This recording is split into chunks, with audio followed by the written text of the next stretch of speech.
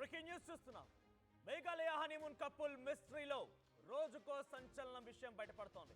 ఎంత కిరాతకంగా వ్యవహరించింది ఆ సదరు భార్య అంటే, తన భర్తని చంపుతుంటే గొంతు కోస్తుంటే కల్లారా తనివి తీరా చూసిందట.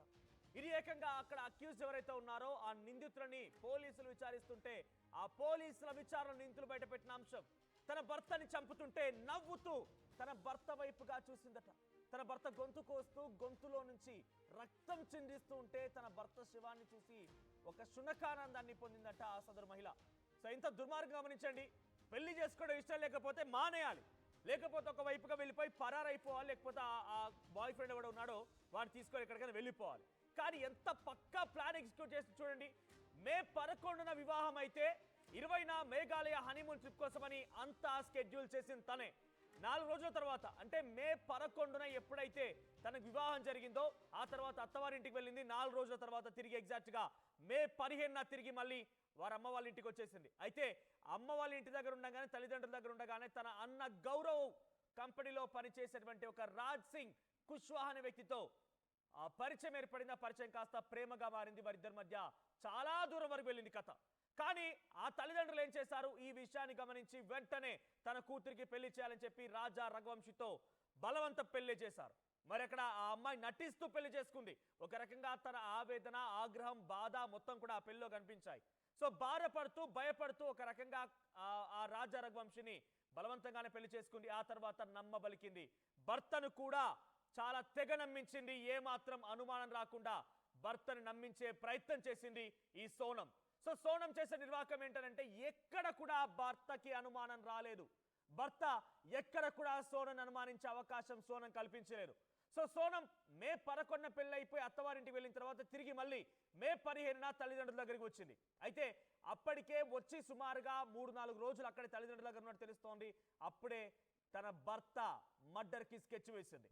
రాజ్ సింగ్ కుష్వాహా ఎవడైతే తన అన్న దగ్గర అకౌంటెంట్ గా పనిచేస్తున్నాడో, తన మాజీ బాయ్ ఫ్రెండ్ ఉన్నాడో, వాడితో పక్కా స్కెచ్ వేసింది ఈ సోనం.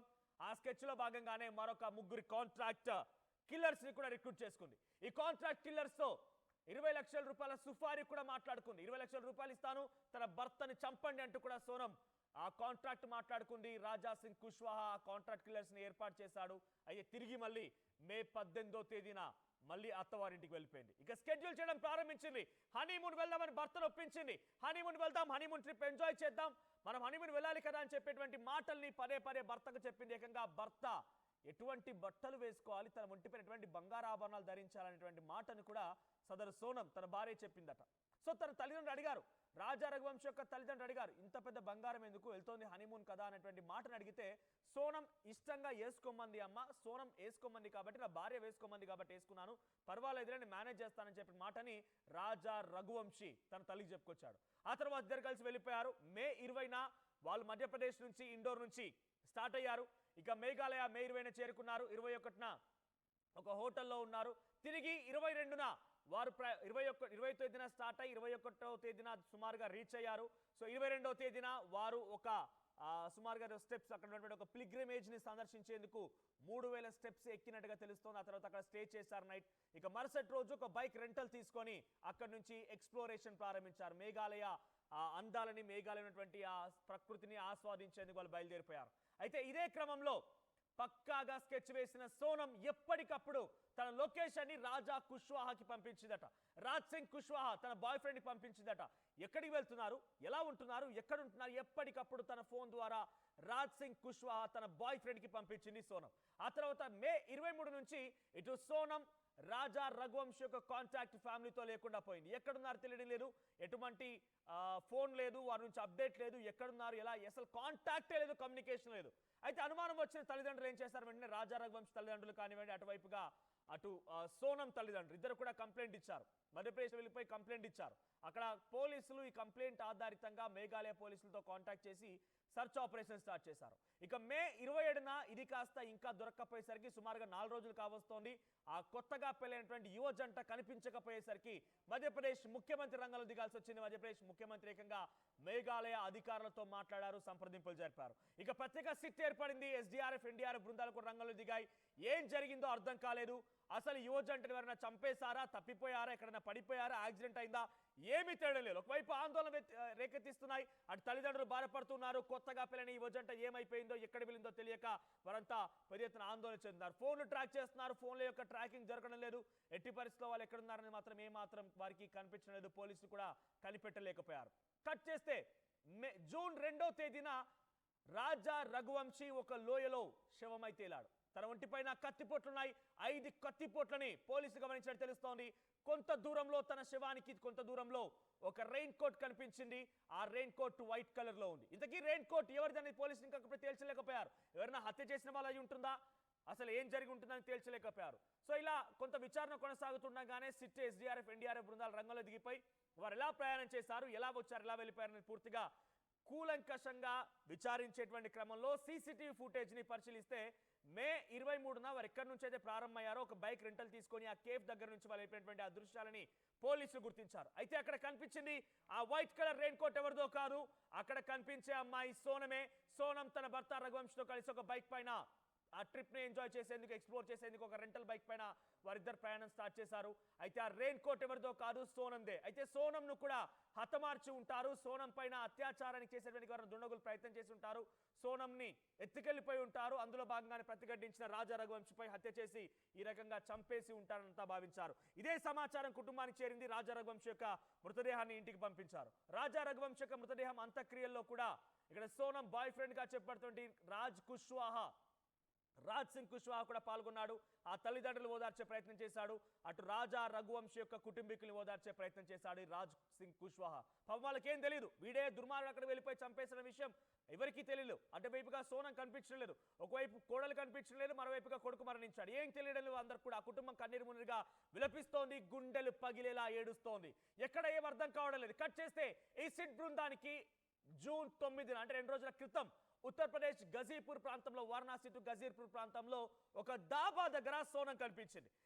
కొంత సోనం తనకు అంటే కొంత అలసిపోయినట్టుగా, టైర్డ్ అయిపోయినట్టుగా కనిపించింది. వెంటనే పోలీసులు గుర్తించి తను అరెస్ట్ చేశారు.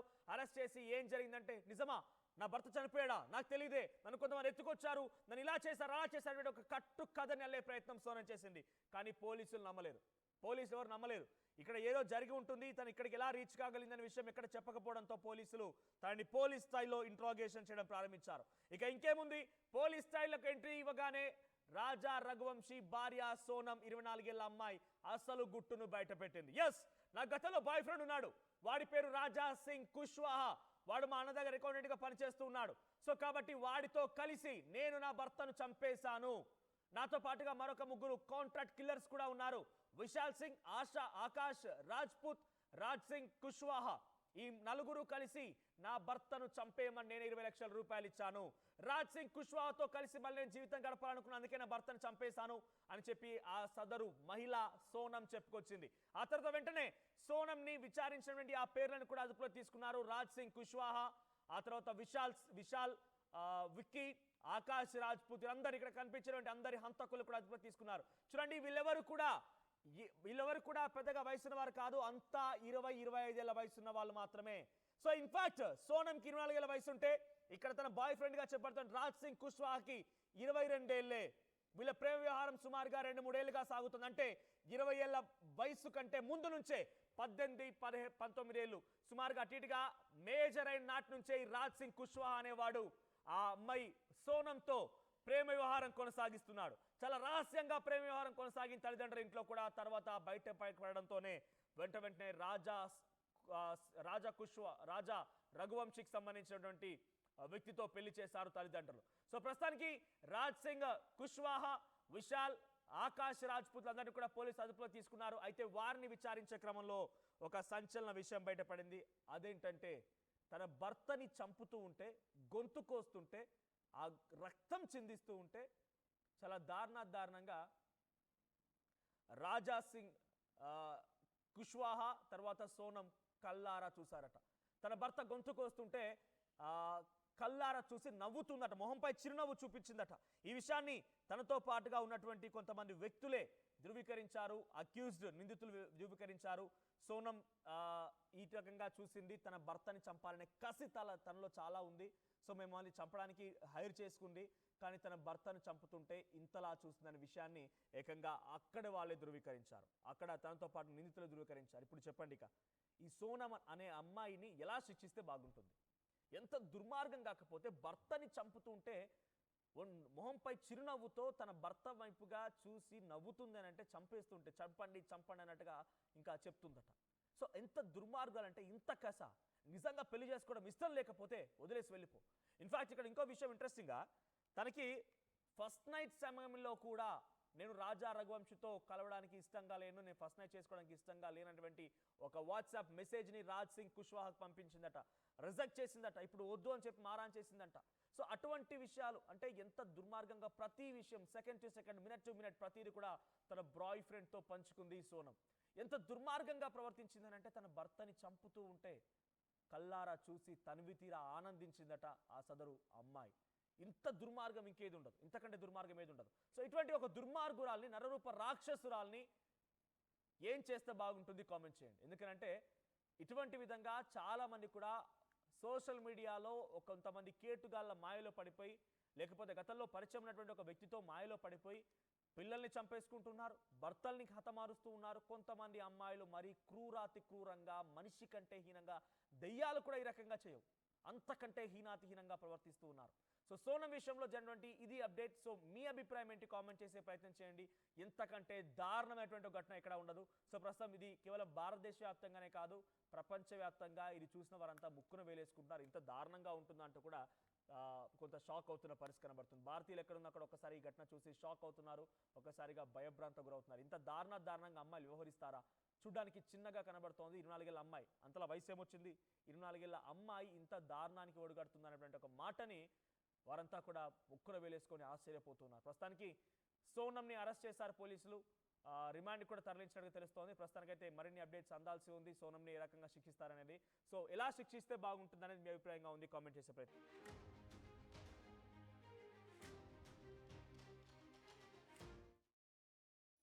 చూడమణి, నీ నుదుట కొత్త జీవితాన్ని రాస్తాను.